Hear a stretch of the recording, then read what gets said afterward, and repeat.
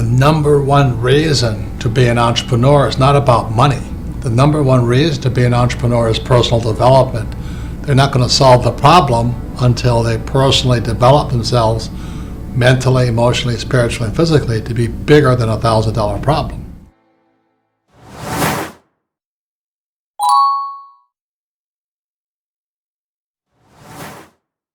The number one reason to be an entrepreneur is not about money.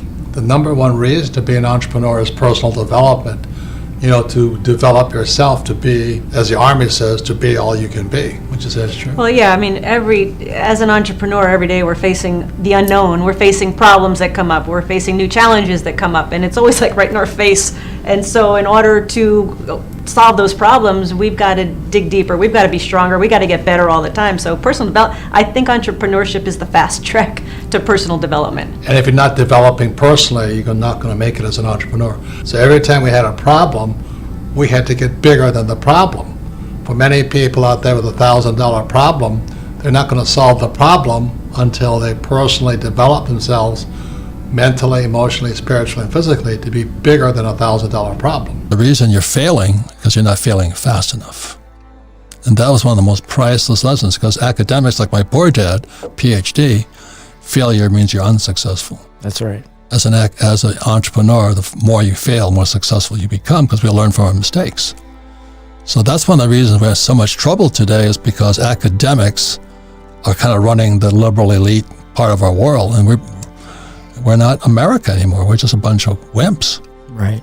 Kids who go to school and you trigger them, you can't say anything to them, or you insult them. I mean, it's really sick. If you're an entrepreneur, you have to lead.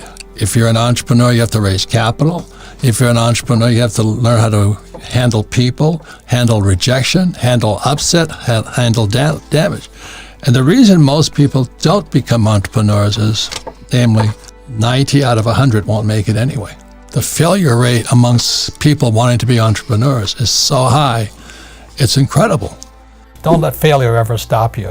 Use your brain, use your creativity. For example, look at Slack. That thing came out, and that was a complete failure. They too tried a game. The game didn't work, but whatever Slack was became the success, was a dialogue on the side of it. So it's one of the most important messages I have for entrepreneurs, is that failure should inspire you to get smarter. And unfortunately, our school system says if you fail, you're stupid. That is not true. We learn from our mistakes. Mistakes are opportunities to get smarter, be humble, and take a look at something. A small entrepreneur and a smart entrepreneur. So I'll invest in a smart entrepreneur who's going to go to create a lot of jobs, and create a lot of assets. So as an investor, I don't invest in small businesses. If you're a small entrepreneur, two entrepreneurs, small, smart. I invest in smart entrepreneurs, not small entrepreneurs. And one of the first questions I ask a small entrepreneur is, do you have a financial statement? And if they say no, I don't invest in them, because their mind is small. They're no different than a person who opens a restaurant and makes pizza.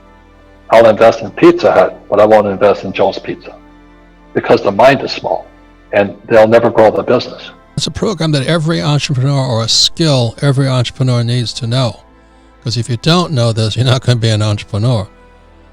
So the number one skill of an entrepreneur is, how do you raise capital?